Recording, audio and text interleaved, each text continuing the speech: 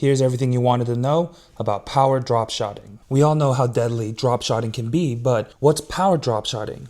Essentially what it is taking our normal drop shot setup and doing small adjustments to our gear to let us fish our drop shot worms on an EWG hook. Having the ability to fish a drop shot worm on a weedless EWG hook is super important right now in the summer, right? Because now you can take a drop shot and fish this through grass or right above grass without worrying about, picking up clumps of weeds and algae all the time. So then, how do we set this up? Well, the first thing is that if you're finesse drop shotting with say like 8-pound or lighter line, it's time to start going up. I would generally recommend anywhere from 10 to 12-pound test fluorocarbon, or even mono is fine if your water's a little dingier. But now when we're talking about, an EWG hook, you do need a little bit of force to get that EWG hook set in the bass's mouth. If you go 8-pound test or lighter, you do run the risk of popping your line and losing fish. You want to look for like thin wire, or like Gamakatsu has a G Finesse series. You want a very thin wire EWG hook. The reason for that being is that, the biggest part was a drop shot, and why it gets so many bites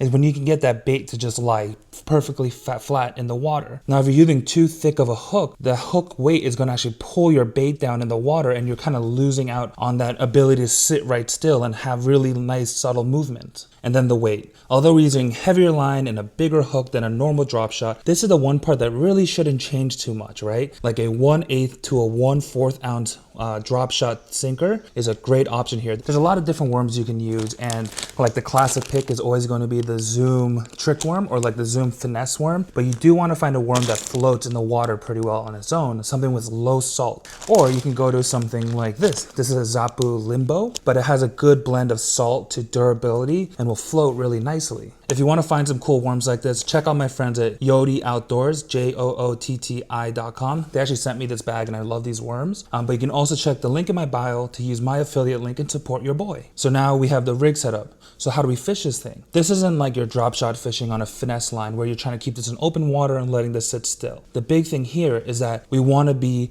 casting this into vegetation, into cover. If the fish are really aggressive, you can really shake this thing and just reel it in and get this some good movement and kind of have this thing riding the grass. But also something that people don't talk about enough is actually kind of mixing in a drop of your rod. So if you're shaking your drop shot, just drop your rod tip, because what will happen is that then now this worm is going to start sinking down. Let it sit on the bottom, and if you pop it back up, he'll come right back up, and you can kind of mix in a drop, and the drop is actually really deadly. You can get a lot of bites when you let your rod tip down, and then your bait will glide down a little bit. So what are you waiting for? Get out there.